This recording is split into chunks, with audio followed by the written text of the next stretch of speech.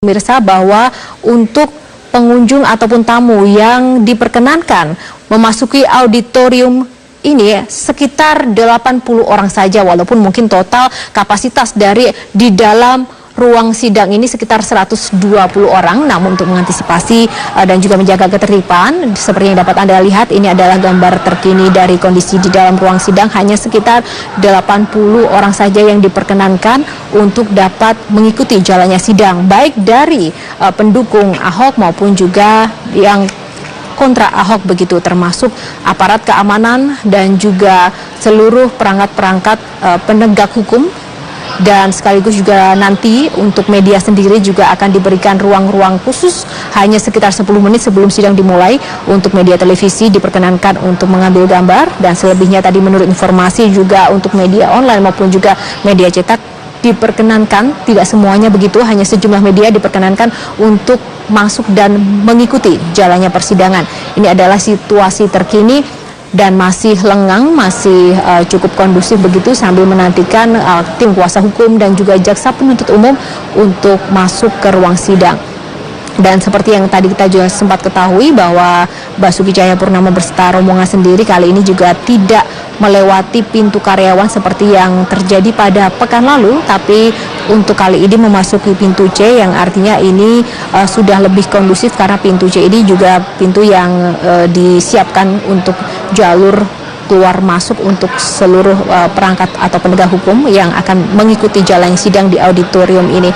Dan dari sisi keamanan tadi juga dapat dilihat, walaupun memang lebih ketat, tapi dari luar maupun juga dalam area sidang ini kondisi tertib begitu. Tidak ada gesekan ataupun kericuhan yang terjadi sejak tadi pantauan kami, tim kami di lapangan sejak pagi tadi. Dan ini adalah kondisi di dalam gedung Kementerian Pertanian. Setiap pengunjung yang akan memasuki ruang sidang harus diperiksa barang bawaannya terlebih dahulu, dan juga diperiksa terlebih dahulu kartu identitas atau yang memiliki ID card khusus.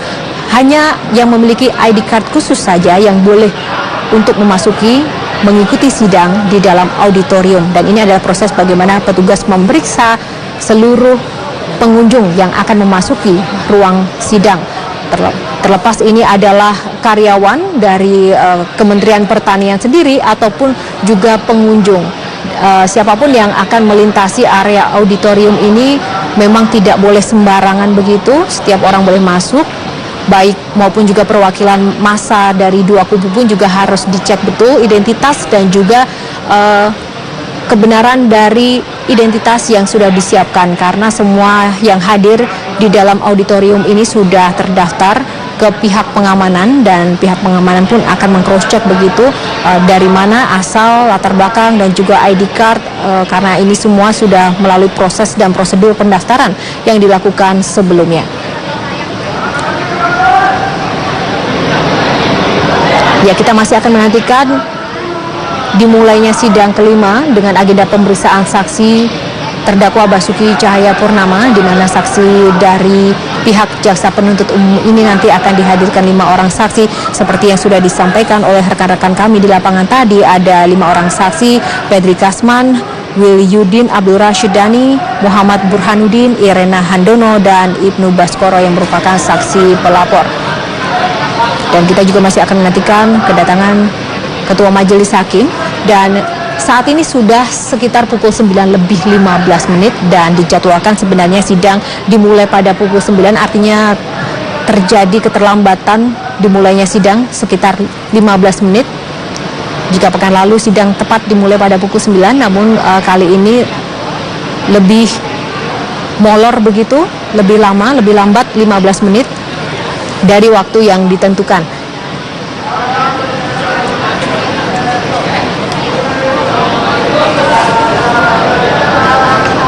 Yang kelima kali ini dapat Anda lihat, dan menurut informasi juga yang kami terima bahwa sidang saat ini sudah dimulai, pemirsa.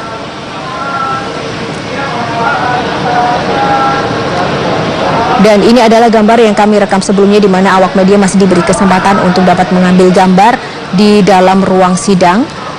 sekitar 10 menit, kemudian nanti diperkenankan untuk keluar area sidang dan juga menantikan update terkini dari jalannya sidang di ring 2 begitu, di depan ruang auditorium yang telah disediakan. Ini adalah gambar yang kami rekam beberapa saat sebelum sidang dimulai, dan baru saja kami mendapat informasi dari rekan kami yang ada di lapangan bahwa sidang sudah dimulai, dan kita akan dengarkan bagaimana jalannya sidang yang saat ini sudah kami pantau langsung.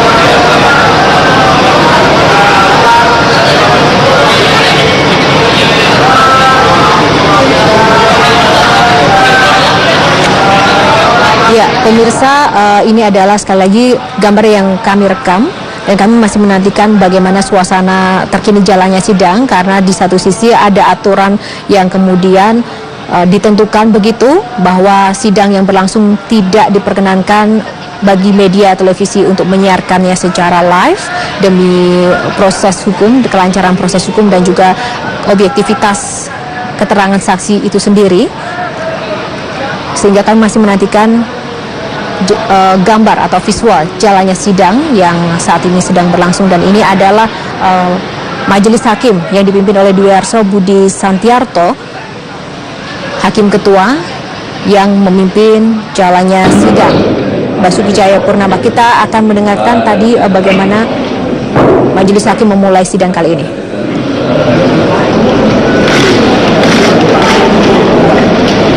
Dan pemirsa, ini adalah Basuki Cahayapurnama yang tiba di dalam auditorium Kementerian Pertanian yang menjadi ruang sidang kelimanya. Ini adalah sidang kelima dengan agenda pemeriksaan saksi Basuki Cahayapurnama. Kemudian ketua penanggota majelis saksi untuk pemeriksaan, kami sudah undang kembali meminta dari kita hanya satu yang hadir dari kita untuk orang yang kembali hadir hari ini ada informasinya yaitu Muhammad Harudin, Mihir dan Irina. Tapi sampai pada saat ini baru dua. Sebelum sidang kita akan memeriksa saksi yang kemarin hadir, satu sudah hadir, dan kita jadi kalau sudah bisa memeriksa saksi dan saya ingatkan nanti untuk kameramen supaya tidak live sedangkan keluar kecuali wartawan tulis, wartawan cetak.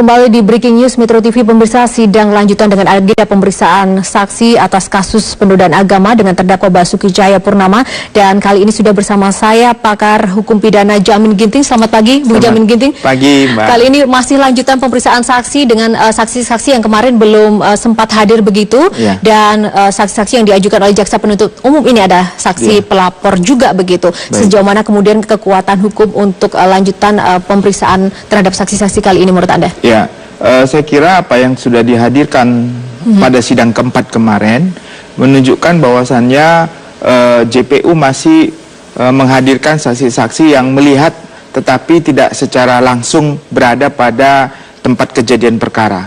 Sehingga kalau menurut saya ini merupakan bukan saksi yang melihat sendiri, mendengar sendiri kejadian tersebut, tetapi dia melaporkan karena ada unggahan video dari Pemkot Jakarta, DKI, lalu itu yang dilaporkannya. Jadi dia melihat melalui suatu media perantara. Nah, ini justru yang akan jadi dia tidak melihat suasana, keadaan batin seseorang atau keadaan yang sebenarnya terjadi di sana.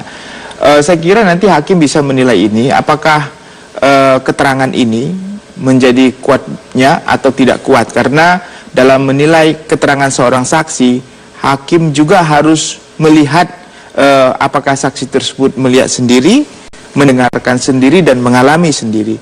Selalu juga saksi harus melihat bagaimana persesuaian antara keterangan-keterangan para pelapor tadi. Jadi kalau ada persesuaian antara pelapor 1, pelapor 2, dan pelapor 3 dan 4, maka ini juga bisa diterima sebagai suatu kesaksian. Lalu dia harus melihat keadaan hidup. Ya, jadi ada faktor saksi dengan keadaan hidup orang tersebut. Apakah keadaan hidup orang tersebut benar-benar bisa menunjukkan bahwasanya keterangannya itu bisa dipercaya atau enggak. Makanya kemarin saya katakan kalau sampai penasihat hukum mempertanyakan latar belakang seseorang saksi ini yang berafiliasi dengan partai politik tertentu atau dukungan terhadap calon tertentu, nah ini juga akan menjadi pertimbangan bagi majelis hakim untuk menilai kualitas daripada kesaksiannya. Apakah hanya ini sebatas emosional yang dia ambil dari suatu kesimpulan karena ingin mendukung partai-partai atau orang-orang tertentu, atau memang benar-benar dia mengalami, melihat, dan mendengarkan sendiri. Jadi hakim akan memilah-milah mana yang menjadi keterangan yang sifatnya emosional, yang tidak bisa dapat diterima, yang tidak ada kaitan dengan perkara, mana yang benar-benar menunjukkan bahwasanya keterangan ini bisa digunakan dalam persidangan untuk melakukan pemeriksaan terhadap terdakwa tersebut. Ya, jika melihat pada review saksi-saksi dan latar belakangnya pada minggu lalu memang seperti yang tadi Bung Jamil katakan, ada beberapa ketidaksesuaian identitas misalnya dan juga fakta-fakta latar belakang itu. Artinya dari uraian-uraian tadi kecenderungan itu sebenarnya lebih meringankan atau memberatkan? Kalau hakim kan melihat bagaimana keterangan itu bisa diambil sebagai dasar untuk membuktikan perbuatan daripada terdakwa ini.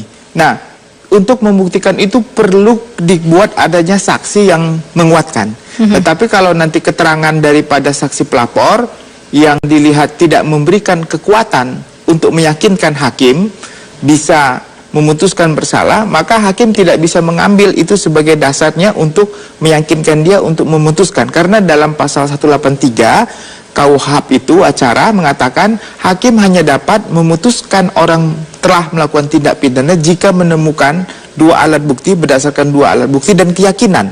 Kalau hakim tidak yakin terhadap keterangan yang disampaikan pelapor tadi karena didasarkan cara hidupnya, latar belakangnya, dan alasan-alasan dia menyampaikan keterangan tersebut tidak memiliki bukti yang kuat, maka hakim tidak bisa menjadikan dasar dasar dia untuk bisa menjadikan itu sebagai dasar keyakinannya. Kalau dia tidak berkeyakinan, maka kesaksian itu dikesampingkan. Dikesampingkan artinya tidak bisa dijadikan dasar untuk menghukum orang. Kalau dari saksi-saksi satu pun tidak ada yang memberi keyakinan, berarti tidak cukup alat bukti untuk membuktikan orang melakukan tindak pidana. Alat bukti apalagi yang nanti bisa menjadi kekuatan untuk kemudian membuktikan itu yang bisa dipertimbangkan oleh hakim selain saksi-saksi? Nah, kita tahu pasal 184 itu itu sudah sangat jelas dikatakan saksi yang sekarang, lalu nanti ada ahli, ada surat, ada nanti petunjuk dan keterangan terdakwa. Nah, jadi setelah ini nanti kan ada ahli. Setelah ahli nanti ada surat-surat sudah disampaikan dalam BAP, lalu nanti ada petunjuk. Kalau petunjuk itu kan kewenangan daripada hakim ya, dinilai dari keterangan saksi-saksi dan surat-surat, baru nanti keterangan terdakwa. Jadi pada sampai saat ini kelihatannya saksi daripada pelapor yang harusnya nanti akan ada hadir saksi fakta ya yang hadir di sana, harusnya JPU itu menghadirkan untuk menguatkan dakwaannya begitu, baru nanti ada ahli. Jadi itulah yang kira-kira harusnya dihadirkan untuk bisa menerangkan, memberi keyakinan bagi hakim, oh ya benar dari keterangan saksi-saksi ini, dari ahli-ahli ini, surat, sehingga dia mengambil suatu petunjuk bahwasanya ada persesuaian antara suatu perbuatan orang ini dengan keterangan-keterangan yang disampaikan dalam. Tetapi kalau saksi-saksi sendiri tidak bisa memberi keyakinan karena latar kehidupannya, karena ada apa yang diucapkan tidak berdasar, ya hakim bisa menyampingkan keterangan-keterangan tersebut. Baik, tahan dulu Bung Jamin, kita terhubung dulu bersama reporter kami Marcelina Gita yang sudah memantau persiapan atau jalannya sidang yang ada di sana. Marcelina Gita, apa yang saat ini sedang berlangsung di sana? Apakah sidang sudah dimulai? Bagaimana kondisi di dalam auditorium sendiri? Sesuai dengan agenda, sidang akan digelar pada pukul 9 waktu Indonesia Barat. Yang kami pantau 10 menit yang lalu, terdakwa Basuki Cahayapurnama sudah tiba di auditorium Kementerian Pertanian dan sudah memasuki ruang persidangan. Namun untuk Basuki Cahayapurnama tadi ini masuk melalui gedung C, karena sebelumnya biasanya ini pada saat minggu lalu terdakwa Basuki Cahayapurnama masuk melalui gedung A Kementerian Pertanian, namun ternyata hari ini skemanya berbeda. Basuki Cahayapurnama masuk melalui gedung C Kementerian Pertanian dan saat ini sudah berada di dalam auditorium Kementerian Pertanian untuk menunggu nantinya persidangan akan dimulai, dan nantinya baru Basuki Cahayapurnama akan masuk ke dalam ruang persidangan pada saat majelis hakim memanggil terdakwa untuk masuk ke dalam ruang persidangan. Dan seperti yang kami pantau, tidak hanya terdakwa Basuki Cahayapurnama saja yang sudah tiba di auditorium Kementerian Pertanian, namun tim dari kuasa hukum terdakwa Ahok juga sudah tiba di auditorium Kementerian Pertanian. Seperti kita ketahui bahwa ada total sekitar 20 kuasa hukum terdakwa Basuki Cahayapurnama yang juga turut hadir dalam persidangan lanjutan ini untuk mendengarkan keterangan dari saksi, khususnya adalah pelapor yang hari ini akan dihadirkan. Seperti tadi saya sudah sampaikan juga kepada Yohana dan pemirsa, ada 5 saksi yang hari ini akan dihadirkan, yakni dari Pedri Kasman, kemudian M. Burhanuddin, Ibnu Baskoro, Irena Handono, serta Wilyudin Abdul Rashid Dhani. Itu adalah saksi yang hari ini akan didengarkan keterangannya oleh majelis hakim. Tidak hanya dari pihak kuasa hukum yang tadi kami pantau sudah hadir di auditorium Kementerian Pertanian, namun juga dari pihak jaksa penuntut umum yang kami pantau ini juga sudah tiba, ini berdatangan, sudah mulai datang ke auditorium Kementerian Pertanian dan sudah berada di dalam auditorium Kementerian Pertanian. Namun kami belum bisa bertanya lebih jauh lagi kepada pihak jaksa penuntut umum setibanya mereka di auditorium Kementerian Pertanian. Tadi yang kami sempat berbincang adalah dengan pihak dari kuasa hukum terdakwa Basuki Cahayapurnama.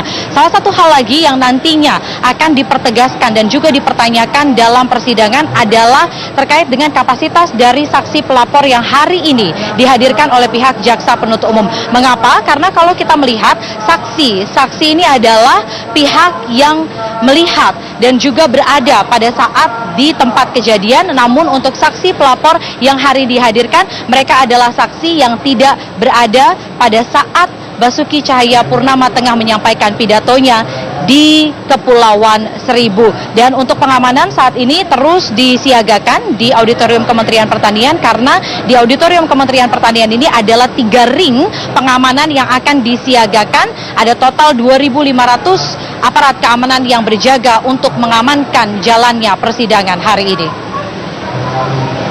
Yohana.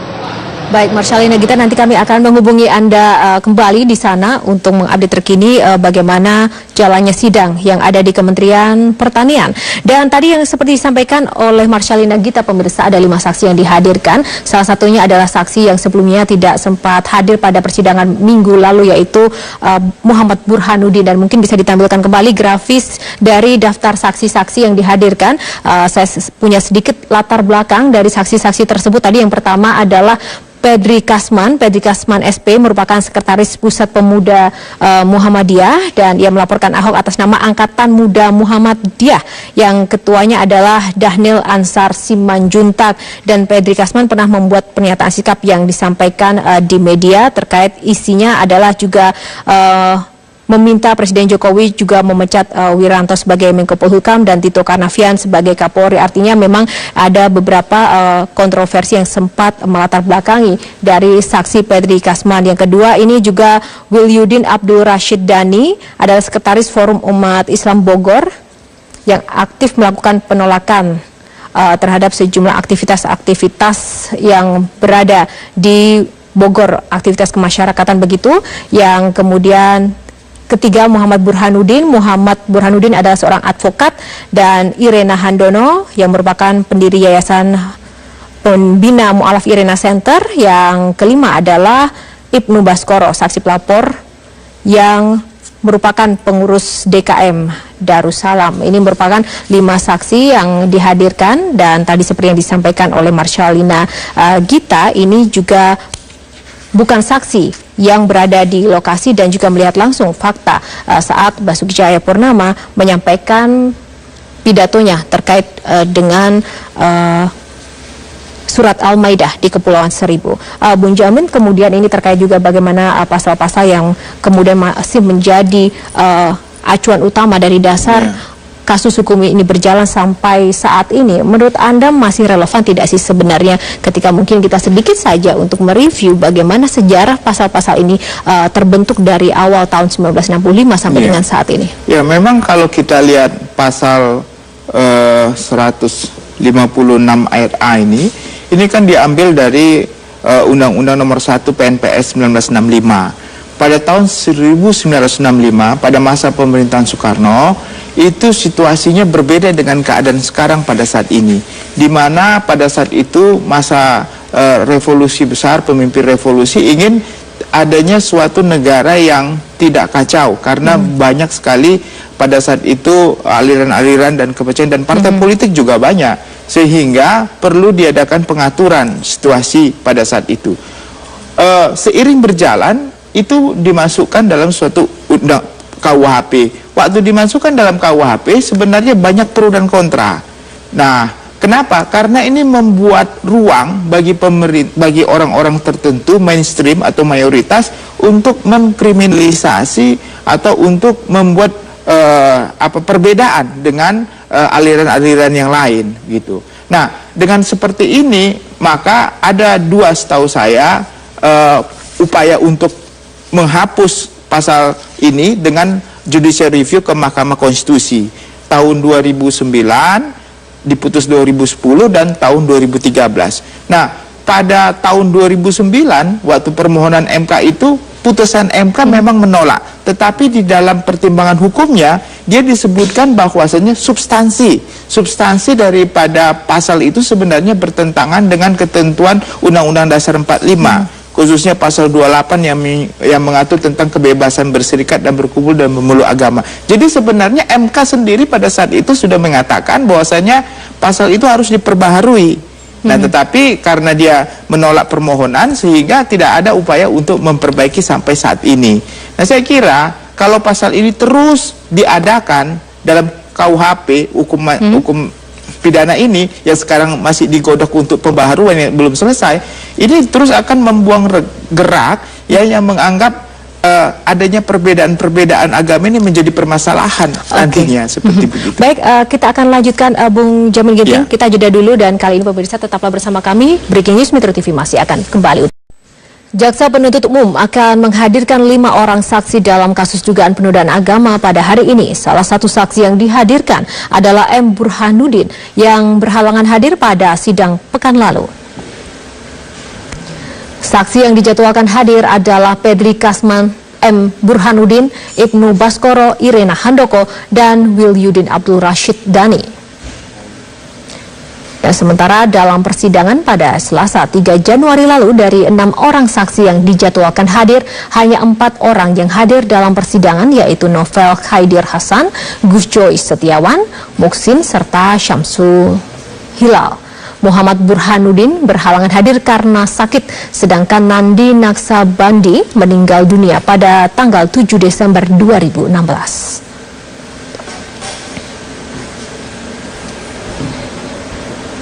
Ya, itu tadi pemirsa adalah update 5 saksi yang akan dihadirkan dalam sidang kelima Basuki Cahayapurnama pada hari ini dengan agenda pemeriksaan saksi. Dan ketika tadi kita juga melihat bagaimana laporan Marsyalina Gita, Bung Jamin Ginting, kali ini ada proses yang berbeda, yaitu tentang aturan peliputan media. Saat ini terbuka terbatas, artinya saat ini rencananya masih bisa begitu sebagian dari media untuk tetap masuk tanpa membawa kamera. Dan televisi sendiri hanya mengambil sekitar 10 menit sebelum sidang dimulai. Menurut Anda ini sudah pas atau belum dibandingkan yang pekan lalu? Pada intinya kita katakan bahwasannya ini kan terbuka untuk umum. Artinya semua orang berhak untuk meliput dan melihat dan mendengarkan keterangan. Tetapi demi menjaga keamanan dan ketertiban, maka ada aturan yang diberlakukan pada saat ini. Yang kedua, permasalahan liputan oleh awak media.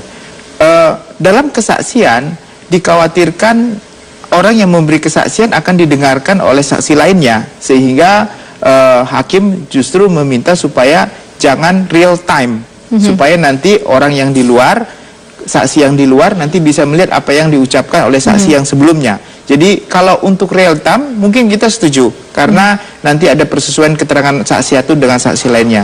Tetapi untuk peliputan saya kira diserahkan saja. Artinya biarkan saja untuk peliputan tetapi tidak real time. Artinya bisa disiarkan keesokan harinya. Tahu juga nanti pengacaranya atau jaksa penuntut umum juga membuat dokumentasi sendiri, karena mereka pasti merekam pembicaraan-pembicaraan yang disampaikan oleh saksi-saksi yang ada. Jadi saya kira masih ada satu hal yang justru media harus diberi kesempatan untuk meliput secara mengambil gambar, tetapi tidak boleh disampaikan secara live atau real time pada saat sidang sedang berlangsung, tapi bisa disiarkan atau dokumentasi bagi awak media untuk hari-hari yang berikutnya untuk diperdengarkan, karena ini kan sudah konsumsi publik ya. Publik sangat pingin sekali untuk melihat bagaimana keterangan orang-orang yang disampaikan itu. Jadi bisa saja artinya publik merasa kecewa kalau tiap hari dia pengen tahu tapi tidak diberi kesempatan untuk bisa melihat apa yang terjadi pada saat itu ya, bukan real time tapi nanti bisa dilihatnya di kemudian hari. Ya, nanti kita masih akan melihat apakah mungkin masih konsisten begitu aturan yang diberlakukan untuk hari ini khususnya bagi peliputan media, karena ini sidang belum dimulai, sekitar pukul 9 nanti rencananya sidang baru akan dimulai. Lalu kemudian dengan melihat berbagai macam prosedur dan juga tata cara yang sudah berlangsung dari sidang pertama sampai dengan kelima pada hari ini, Bung Jamin, menurut Anda itu nanti proses hukumnya akan selesai memakan waktu yang lama tidak? Jangan-jangan nanti seperti sidang Jessica lama sekali begitu? Ini kan sudah sidang yang kelima dengan saksi yang puluhan banyak sekali ya. Saksi yang kelima ini kita baru diperlihatkan tentang saksi pelapor. Pelapor ini artinya setiap saat orang bisa melaporkan, termasuk pengacara ya. Ada seperti saya, pengacara bisa juga melaporkan, tetapi kan pengacara tidak boleh diminta keterangan di depan persidangan, karena walaupun dia bisa melapor tapi dia tidak mempunyai kualitas untuk sebagai saksi. Nah, makanya saya katakan tadi ini baru saksi pelapor. Nanti saksi pelapor mungkin jaksa penuntut umum harus menghadirkan juga saksi fakta. Kita tidak tahu berapa jumlah saksi fakta. Lalu ada keterangan ahli. Setelah keterangan ahli baru nanti prosedur tentang tuntutannya sendiri. Jadi saya kira sampai dengan pemilihan Pilkada DKI mungkin ini belum juga selesai diputuskan kalau menurut prediksi saya, kecuali kalau hakim menilai harus diputuskan sebelum pemilu DKI, mungkin setiap seminggu mungkin bisa sampai 3 kali sidang baru bisa sampai pemilu DKI, karena kita tahu Februari kan sudah ada prosedur pemilihan umum. Yang satu lagi yang perlu saya komentari tadi mengenai saksi tadi di pasal 185 di angka 6 huruf D itu jelas dikatakan saksi itu harus dilihat cara hidup dan kesusilaannya ya. Saksi serta segala sesuatu pada umumnya yang dapat mempengaruhi dapat tidaknya keterangan itu dipercaya. Jadi mempengaruhi dapat keterangan itu dipercaya, dipengaruhi apa? Nah tadi kebetulan Pak Ahok cerita tentang dia advokat, bukan advokat, lalu dia bilang pernah ada afiliasi pendukung partai tertentu. Nah ini kan sebagai bahan pertimbangan akhirnya nanti bagi hakim untuk menilai bahwasanya ternyata itu menjadi mempengaruhi dia untuk memberikan keterangan. Nah ini kita harus lebih seksama juga, artinya hakim pasti akan menilai saksi-saksi tersebut ada nggak kaitannya. Hakim bisa akan mencatat gitu. Jadi sebaiknya jangan sampai memberikan saksi yang mempunyai pengaruh untuk mempengaruhi keterangannya. Kalau bisa ya orang-orang yang independen saja yang ada. Ini menarik sekali, Bung Jamin. Nanti kita akan membahas lebih lanjut lagi bagaimana kemudian kita mampu mengkategorikan dan juga menilai cara hidup saksi itu, latar belakangnya seperti apa, dari kebiasaan bagaimana cara menilainya, dari sisi hukum itu sendiri. Kita akan bahas lebih lanjut, namun kita jeda dulu pemirsa, tetaplah bersama kami hanya di Breaking News Metro TV. Ya, kembali di Breaking News, sidang lanjutan Basuki Cahayapurnama dengan kasus penodaan agama ini masih berlanjut pada hari ini di Auditorium Kementerian Pertanian, pemirsa. Dan kembali bersama kami kali ini sudah ada Bung Jamin Ginting. Kita lanjutkan, Bung Jamin Ginting. Tadi Anda juga menyebutkan untuk pasal 185 ayat 6 poin D begitu ya, bahwa salah satu hal yang memang harus diperhatikan untuk menilai saksi adalah dari cara hidup, kesusilaan, di mana saksi dan segala sesuatu yang mempengaruhi dapat tidaknya keterangan itu dipercaya. Nah, kemudian terlepas dari nanti hakimlah yang akan menilai, tapi adakah mungkin contoh-contoh yang bisa digambarkan bagaimana kita bisa menilai dari sisi hukum soal kesusilaan dan cara hidup seseorang? Saya ibaratkan saya sebagai hakim, lalu ada orang bersengketa ya, melaporkan seseorang tersebut melakukan suatu tindak pidana contohnya.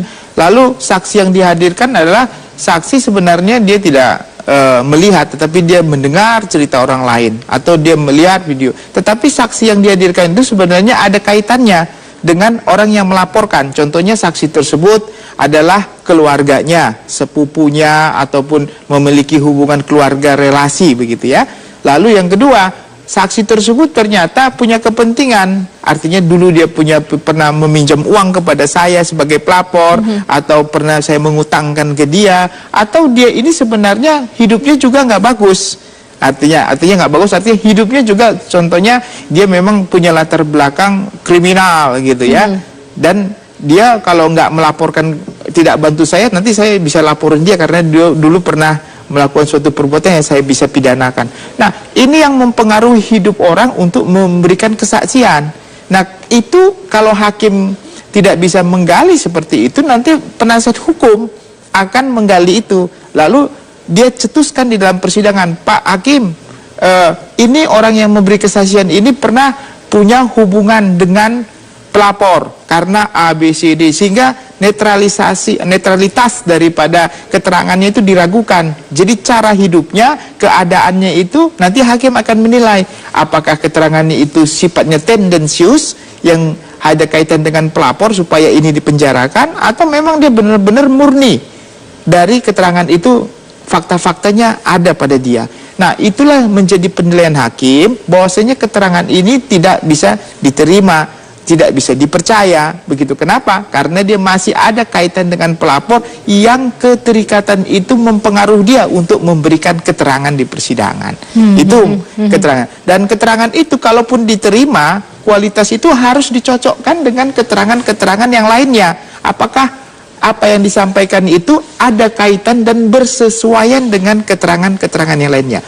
Kalau tidak bersesuaian, tidak bisa. Kalau bersesuaian tapi cara hidupnya juga tidak bagus, semua juga yang bersesuaian itu bisa jadi tidak bisa dapat dipercaya sama hakim. Dan ini sebenarnya ketika agenda pemeriksaan saksi ini menjadi ajang pertarungan sesungguhnya bagi tim kuasa hukum maupun JPU untuk sama-sama saling membuktikan dan juga menggali saksi-saksi itu sejauh mana kredibilitasnya begitu ya? Iya, karena dalam hukum pidana, pembuktian yang paling utama itu bukan surat-surat ya, tetapi keterangan fakta yang dilihat sendiri, yang didengar sendiri oleh para saksi-saksi begitu. Itu yang kunci utama dalam pembuktiannya begitu. Ya, walaupun mungkin dari saksi fakta tidak sebanyak jumlahnya mungkin dari saksi-saksi pelapor seperti ini, itu yang penting kekuatan hukum dan juga keterangan. Artinya di sini saksi fakta jauh lebih tinggi levelnya begitu. Harusnya saksi fakta ini harusnya lebih tinggi kualitasnya dengan pelapor.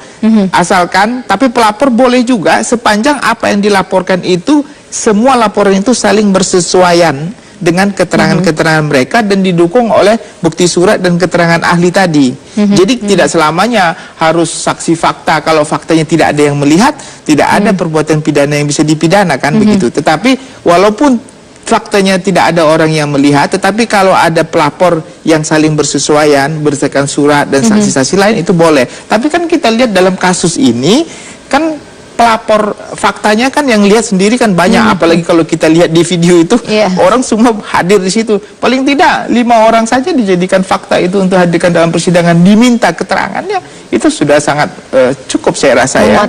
Baik, pemirsa, kepolisian akan memberi porsi yang berimbang untuk masa yang pro dan kontra terhadap Ahok untuk masuk ke ruang sidang, dan hal ini mengingat kapasitas ruang sidang yang terbatas. Selain itu, Kapolres Jakarta Selatan juga memberikan arahan aturan peliputan bagi para wartawan. Baik dari pihak kelompok massa pendukung dari masing-masing pihak, kita akan berikan porsi yang sama dengan jumlah yang sama. Begitu juga untuk rekan-rekan media, mungkin tidak bisa semua masuk ya, tetapi kita akan atur. Pada prinsipnya tadi sesuai dengan ketentuan aturan yang ditetapkan oleh Pengadilan Negeri, media boleh meliput tetapi tidak boleh mengambil gambar. Mengambil gambar itu hanya pada saat permulaan sidang. Setelah itu akan diberikan kode oleh Bapak Ketua Pengadilan untuk yang membawa alat-alat yang mengambil gambar bisa dikeluarkan, kemudian rekan-rekan media boleh meliput di dalam pelaksanaan sidang. Ya, ini memang ada sebuah treatment dan juga prosedur khusus begitu untuk khusus sidang kasus Ahok ini dengan penodaan agama.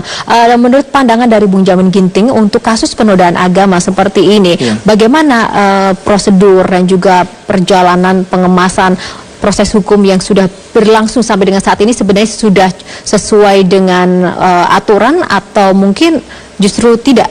Ya, kalau kita rentetan dari awal ya, mulai dari adanya laporan sampai gelar perkara tertutup terbatas, lalu pengajuan oleh JPU yang dalam waktu sehari langsung masuk ke pengadilan, ini prosesnya super cepat dan super kilat. Super cepat. Ya, super cepat dan super kilat begitu. Tetapi di persidangan ya tentu tidak seperti itu ya. Harus sesuai dengan prosedur seperti tadi ya. Ada dakwaan, setelah dakwaan ada eksepsi kemarin kita dengar dan seterusnya sampai pemeriksaan saksi. Nah, sebenarnya kasus ini sama saja dengan kasus-kasus yang lainnya, dalam seharusnya diperlakukan sama. Cuma karena kebetulan situasi yang pada saat ini ranah politik kita dalam pemilihan pemilu kada DKI Jakarta, jadi situasinya jadi berbeda. Satu. Yang kedua adalah bahwasanya ini kan sebenarnya kekuatan pembuktiannya itu ada pada bagaimana cara menyatakan bahwasanya telah melakukan penodaan agama sesuai dengan agama tertentu. Nah, makanya dalam pasal 156 ini, kalau Prof. Barda bilang, ini adalah pasal yang terhadap agama. Ya, jadi ada pasal tentang tindak pidana menurut agama, yang kedua terhadap agama, yang ketiga yang berhubungan dengan agama atau terhadap kehidupan beragama. Nah, kalau menurut agama ya jangan mencuri, jangan membunuh, itu ada di ayat suci kita masing-masing. Tapi terhadap agama yang ini, nah ini terhadap agama namanya. Ada tindak pidana terhadap kehidupan beragama. Contohnya melarang orang menjalankan agamanya, lalu merusak orang sedang beragama dirusak. Itu ada pasalnya lagi tersendiri kan. Nah, tapi terhadap beragama ini didasarkan kepada siapa? Didasarkan kepada mainstream, mayoritas. Nah, jadi contohnya agama Kristen ya. Karena saya Kristen, saya bilang contohnya ada agama Kristen tidak suka terhadap aliran agama lain yang Kristen juga karena dianggap sesat. Saya nanti bisa mainstream ini mayoritas melaporkan dia begitu kan. Karena apa? Karena dia dianggap menoda agama Kristen karena dia sendiri menjalankan tidak sesuai dengan. Nah, inilah menjadi ruang bagi seseorang untuk diskriminasi jadinya begitu dengan pasal ini. Nah, ini yang justru sangat berbahaya. Padahal itu adalah didasarkan kepada mayoritas agama, bukan didasarkan kepada aturan hukum. Seharusnya ada aturan hukum dalam konteks ini yang bisa menyalahkan orang lain bahwasanya agamanya salah atau nggak salah. Nah, itu kan harusnya aturan hukum, karena ini sudah masuk aturan hukum di pengadilan. Jadi waktu memutuskan nanti, hakim akan didasarkan kepada aturan mana. Kalau dia didasarkan kepada perhimpunan contohnya umat Kristen yang menyatakan dia salah, berarti dia tunduk kepada bukan aturan hukum tetapi mainstream, mayoritas. Nah, inilah justru saya katakan ini akan sangat berbahaya. Nanti hakim akan memutuskan ini didasarkan kepada apa sih, bahwasanya orang ini telah melakukan suatu perbuatan penodaan, apakah didasarkan kepada hukum yang berlaku atau kepada suatu kepercayaan tertentu. Nah, kepercayaan tertentu ini hukum bukan. Kalau dianggap sebagai hukum, nanti perbuatan-perbuatan selanjutnya tinggal didasarkan kepada aturan mainstream ini. Dan negara di mana? Pertanyaannya, negara tiada. ada dan tiada akhirnya begitu. Tapi jangan sampai negara kita ada dan tiada untuk kasus-kasus seperti ini. Nanti kita akan bahas lebih lanjut lagi dan juga sekaligus melihat jelang pukul 9 ini sidang pemeriksaan saksi Basuki Cahayapurnama akan segera dimulai. Namun kita jeda dulu pemirsa, tetaplah bersama kami hanya di Breaking News Metro TV.